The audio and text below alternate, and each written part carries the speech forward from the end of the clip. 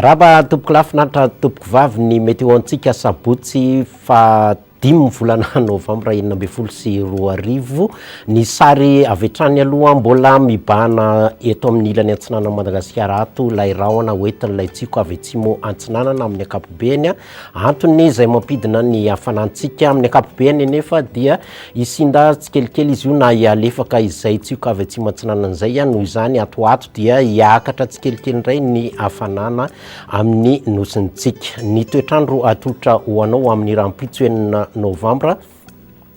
manorana somary matevitevina io orana io any amin'ny faritra ny Antalana Lanjorofo iny antsinanana iny mahazo ny mangoro somary mandraondraona ny andro aty amin'ny ilany antsinanana Analamanga aty ny faritra sisa dia maina amin'ny ankapobeny marina fa somary mafimafy ny fitsokan'ny rivotra any amin'ny tendrony avaratra manakaiky ny antsiranana iny sy manakaiky ny taolanaro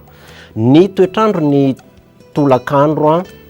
mbola manorana ny aty amin'ny faritra ny Antalana Lanjorofo atreo Toamasina atreo ny tolakandro ny orana tandrifindraona tazantsika ko amin'ny tolakandro aty amin'ny faritra ny Ambilobe Ambanja aty Analalava ny aty amin'ny fa atitan'ny Melaka sy Bonglava aty de toraka zany ko ny tapany avaratry Menabe zany hoe any miandro vahazo iny mahazo Morondava iny ny somary mandraondraona ny aty amin'ny faritry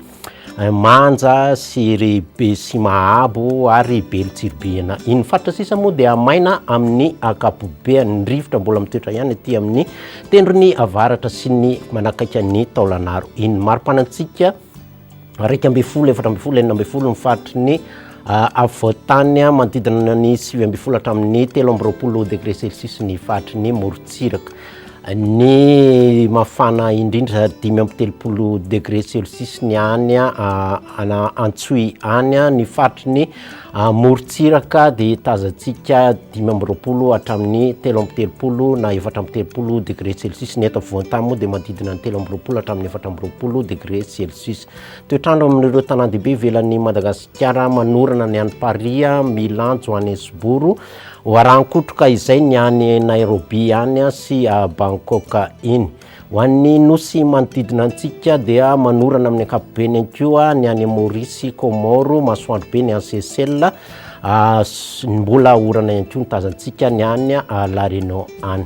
dia izay ny fotoana ny arahanao tampoka misaotra anareo naharitra ny aino veloma tompoko velo